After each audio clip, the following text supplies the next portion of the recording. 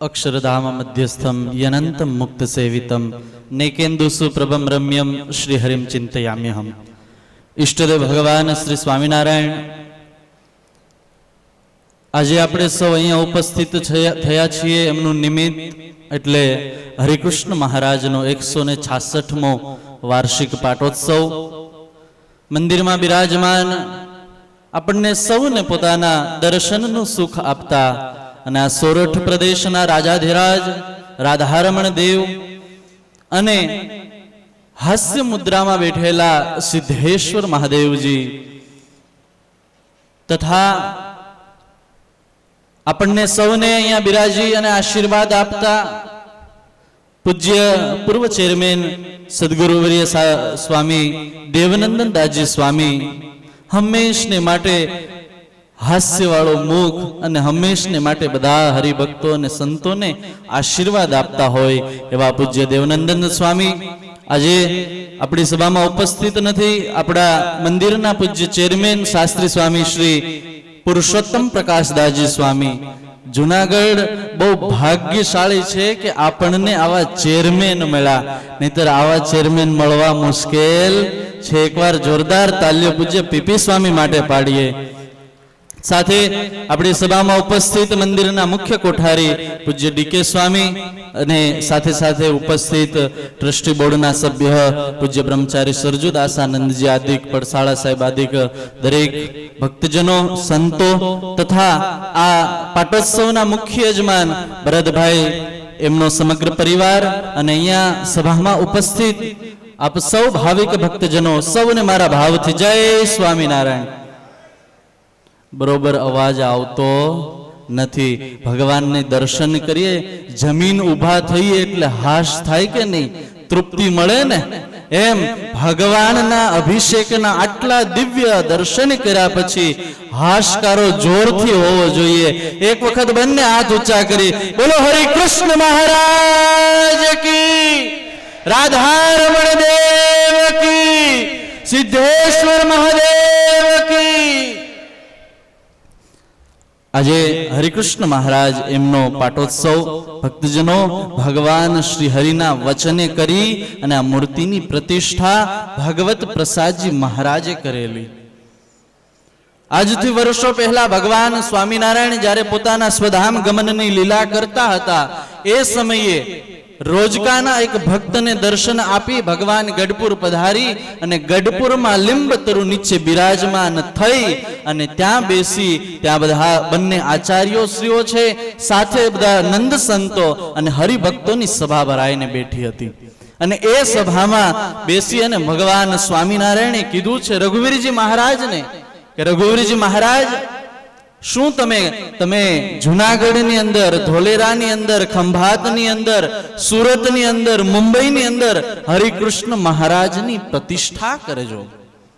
હરિકૃષ્ણ મહારાજ એ ભગવત પ્રસાદજી મહારાજે પધરાવેલા છે અને રઘુવીરજી મહારાજે આવી અને આરતી કરેલી છે.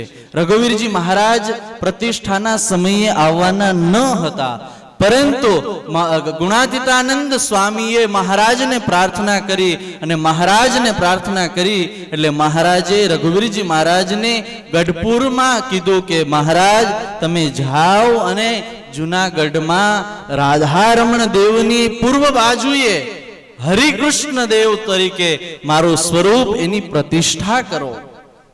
હવે આ કથા પહેલા ગુણાતીતાનંદ સ્વામીએ આ જુનાગઢની અંદર બધાએ હરિભક્તોની પરવાનગી લીધેલી.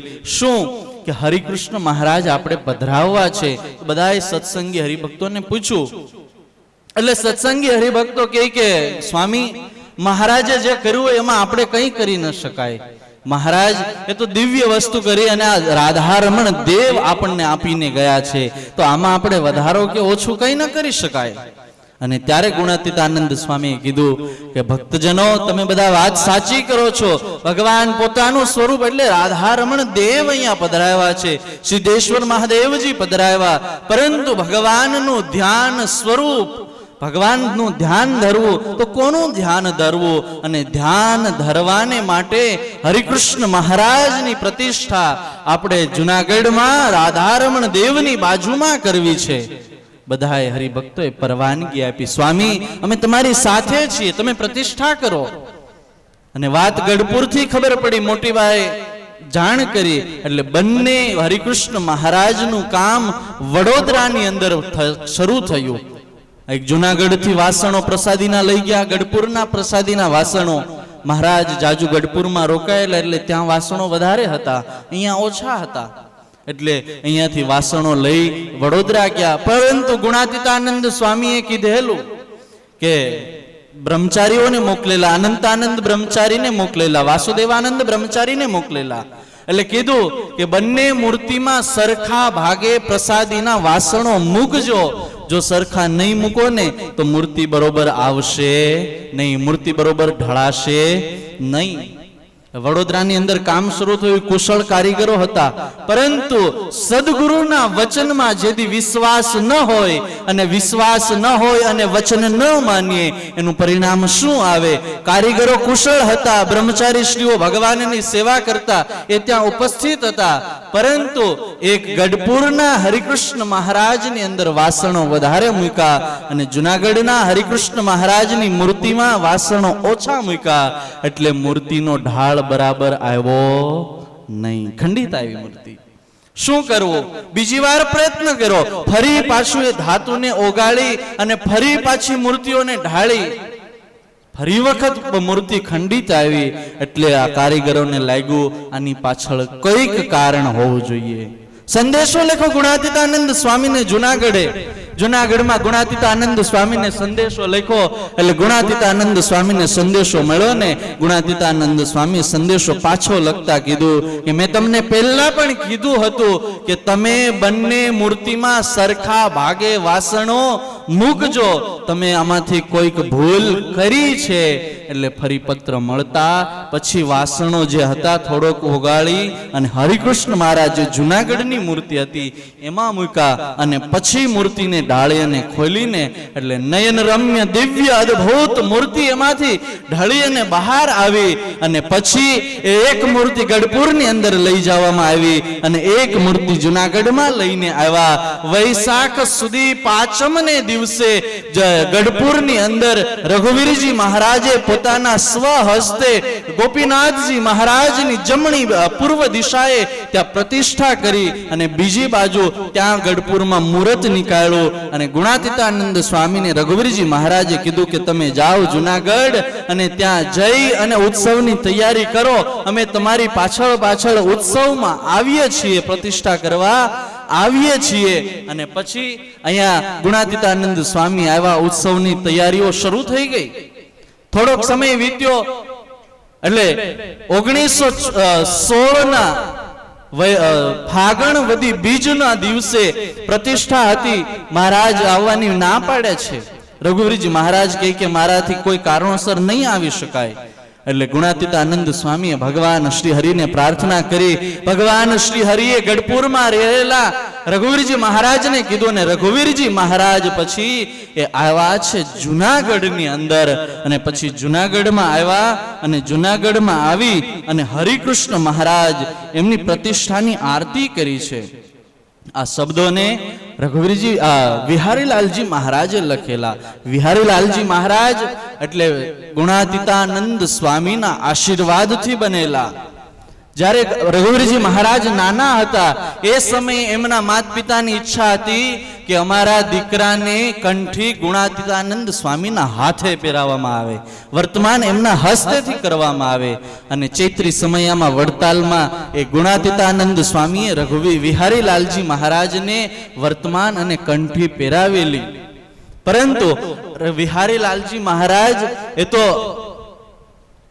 વિહારીલાલજી મહારાજ ભગવત પ્રસાદજી મહારાજ જે હતા એ નિસંતાન હતા, એમને કોઈ સંતાન હતું નહીં. એટલે પછી વિહારીલાલજી મહારાજને એમના ભત્રીજાની ગાદી ઉપર બેસાડ્યા. અને વિહારીલાલજી મહારાજ જ્યાં સુધી રહ્યા એ સુવર્ણ કાળ આપણા સંપ્રદાયનો ગણાય. અને આપણા મંદિરના ઉપર સોનાના શિખરો છે, કળશો છે ને એ વિહારી લાલજી મહારાજે પધરાવેલા છે અને એ વિહારી લાલજી મહારાજે હરિલીલામૃત લખ્યું અને એ હરિલીલામૃતમાં લખ્યું કે દ્વિતીયાવધી ફાલ્ગુણી આવી જુનેગઢ રઘુવીર સિધાવી હરિ કૃષ્ણ છબી ત્યાંય પધરાવી તે મંદિર ત્યાંય પ્રતિષ્ઠાની ક્રિયા હોમ આદે કરી ત્યાં ભગવત પ્રસાદે.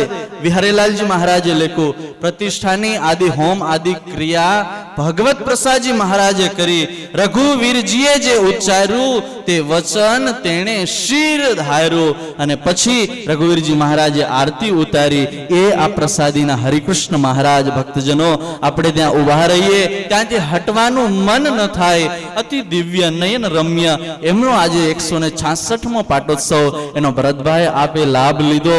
ભગવાનની કૃપા થાય ને ત્યારે આવા યોગ બેસે, નહીતર કાંઈ યોગ બેસે નહીં. ભગવાનની કૃપા થઈ, એમાં પૂજારી ઘરના આવ્યા, યજમાની ઘરના આવ્યા અને હરિકૃષ્ણ મહારાજનો આટલો સુંદર અહીંયા પાટોત્સવ થયો અને આપણે બધાએ દર્શનના લાભ લીધો. બધાએ ભક્તજનો અહીંયાથી ઊભા થઈ અને દર્શન કરવા જાઓ ત્યારે હરિકૃષ્ણ મહારાજ પાસે મસ્તક નમાવીને કહેજો કે કૃપાનાથ કૃપા કરજો, દયા રાખજો. જેનો જન્મ દિવસ હોય ને એ બહુ ખુશ હોય, એટલે ખુશ હોય એટલે જે માંગો ઈ આપી દે. એમાં આજે હરિકૃષ્ણ મહારાજ બહુ ખુશ હશે. જે માંગવું હોય એ માગી લેજો, હરિકૃષ્ણ મહારાજ આજે આપી દેશે. અને આમે ભગવાન આપણો તો ભોળો છે, દયાળુ છે. જેને જોઈએ તે આવો મોક્ષ માંગવા રે, ભાજી મૂળાના ભાવે મોક્ષ આપે એ આપણો ભગવાન. સમાધિ જેને મળવી મુશ્કેલ છે એ ભગવાને આપી. આવો આપણે આ હરિકૃષ્ણ મહારાજનો 166મો પાટોત્સવ જ્યારે છે, આપ દરેક ભક્તજનો ભગવાનની કૃપા આપ સૌ પર વરસતી રહે અને ભગવાનના આશીર્વાદને તૃપ્ત થાવ એવી આપ સૌના ચરણ કમળમાં વંદન કરી આપ સૌને વિનંતી. મારા પૂજ્ય ગુરુ શાસ્ત્રી સ્વામી હરિપ્રસાદ દાસજી સ્વામી મુખ્ય પૂજારી જુનાગઢ મંદિર, એમના તરફથી જય સ્વામિનારાયણ. અને આપ સૌ ભગવાનના કૃપા પાત્ર બની રહો એવી આપ સૌને ભગવાન રાધારમણ દેવના ચરણમાં વિનંતી કરી. અસ્તુ. જય સ્વામી.